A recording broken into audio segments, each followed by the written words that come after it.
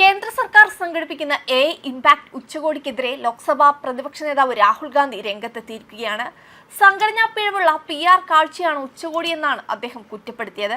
ഈ ഉച്ചകോടിയിൽ ചൈനീസ് ഉൽപ്പന്നങ്ങൾ പ്രദർശിപ്പിക്കുകയും ഇന്ത്യയുടെ ഡാറ്റ വിൽപ്പനയ്ക്ക് വെച്ചിരിക്കുകയാണെന്ന് രാഹുൽ വിമർശിച്ചു.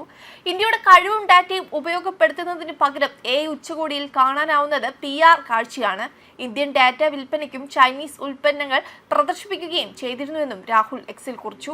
കഴിഞ്ഞ ദിവസം ഉച്ചകോടിയിൽ ചൈനീസ് റോബോട്ടിനെ പ്രദർശിപ്പിക്കുകയും ഇക്കാര്യം ചൈനയിലെ മാധ്യമങ്ങൾ പരിഹസിക്കുകയും ചെയ്തിരുന്നു. ഈ വാർത്ത പങ്കുവച്ച് കേന്ദ്ര സർക്കാരിനെ വിമർശിച്ച് കോൺഗ്രസ് രംഗത്തെത്തിയിരുന്നു. എക്സിലെ പോസ്റ്റിൽ പങ്കിട്ടാണ് രാഹുലിന്റെ വിമർശനം. യുമായി ബന്ധപ്പെട്ട് മോദി സർക്കാർ രാജ്യത്തെ ലോകത്തിന് മുന്നിൽ പരിഹാസപാത്രമാക്കിയെന്നായിരുന്നു കോൺഗ്രസിന്റെ വിമർശനം. ചൈനീസ് റോബോട്ട് ഇന്ത്യയുടേതെന്ന് പറഞ്ഞ് പ്രദർശിപ്പിച്ചത് രാജ്യത്തിന് വലിയ നാണക്കേടാണ് ഉണ്ടാക്കിയെന്നും ലജ്ജാകരമാണ് ഈ പ്രവൃത്തിയെന്നും പ്രതിപക്ഷം വിമർശിച്ചിരുന്നു.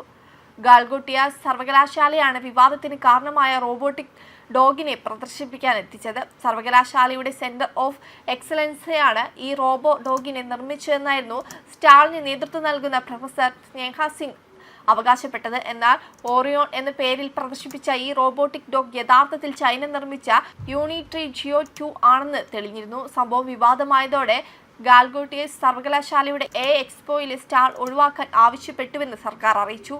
പവലിയനിൽ അവരുടെ സ്റ്റാളിലേക്കുള്ള വൈദ്യുതി തടസ്സപ്പെടുത്തുകയും ചെയ്തു. നോയിഡ ആസ്ഥാനമായുള്ള ഗാൽഗോട്ടിയസ് സർവകലാശാല ഓറിയോൺ എന്ന പേരിൽ ഒരു നിരീക്ഷണ റോബോട്ടിനെയാണ് ഉച്ചകോടിയിൽ പ്രദർശിപ്പിച്ചത്. സർവകലാശാലയുടെ 350 കോടി രൂപയുടെ പദ്ധതിയുടെ ഭാഗമാണിതെന്നായിരുന്നു പ്രൊഫസർ നേഹ സിംഗ് അവകാശപ്പെട്ടത്. എന്നാൽ ഇത് ചൈനീസ് കമ്പനിയായ യൂണിട്രിയുടെ റോബോട്ടാണെന്ന് നെറ്റിസൺസ് കണ്ടെത്തുകയായിരുന്നു. വിപണിയിൽ ഏകദേശം 2.3 ലക്ഷം രൂപയ്ക്ക് ലഭിക്കുന്ന ചൈനീസ് റോബോട്ടിനെയാണ് തങ്ങളുടേതെന്ന പേരിൽ സർവകലാശാല അവതരിപ്പിച്ചത്. വിവാദം കൊടുത്തതോടെ വിശദീകരണവുമായി സർവകലാശാലയിൽ രംഗത്തെത്തി. തങ്ങൾ ഈ റോബോട്ട് നിർമ്മിച്ചതാണെന്ന് ഒരിടത്തും അവകാശപ്പെട്ടിട്ടില്ലെന്നും വിദ്യാർത്ഥികൾ ഇത് ഉപയോഗിച്ച് പരീക്ഷണങ്ങൾ നടത്തുക മാത്രമാണ് ചെയ്തതെന്നുമാണ് സർവകലാശാല പത്രക്കുറിപ്പിൽ പറഞ്ഞത്.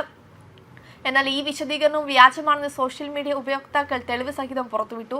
ഉച്ചകോടിയിലെ അവതരണ വേളയിൽ സർവകലാശാല ഇത് തങ്ങളുടെ സ്വന്തം കണ്ടുപിടുത്തമായിട്ടാണ് പരിചയപ്പെടുത്തിയെന്ന് കമ്മ്യൂണിറ്റി നോട്ടുകളിൽ വ്യക്തമാണ്. സർവകലാശാലയുടെ ഉച്ചകോടിയിൽ നിന്ന് ഒഴിയാൻ സർക്കാർ ആവശ്യപ്പെട്ടതായാണ് റിപ്പോർട്ട്. എന്നാൽ ഇത്തരമൊരു നിർദ്ദേശം തങ്ങൾക്ക് ലഭിച്ചിട്ടില്ലെന്നാണ് സർവകലാശാല അധികൃതർ പറയുന്നത്.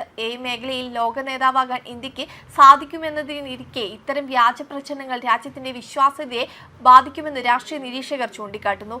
ആദ്യ ദിവസത്തെ ജനത്തിരക്കിനും അസൗകര്യത്തിനും പിന്നാലെ റോബോട്ട് വിവാദം കൂടി വന്നത് സംഘാടകരെ പ്രതിരോധത്തിലാക്കിയിരിക്കുകയാണ്. വെബ് ഡെസ്ക് കർമ്മ ന്യൂസ്.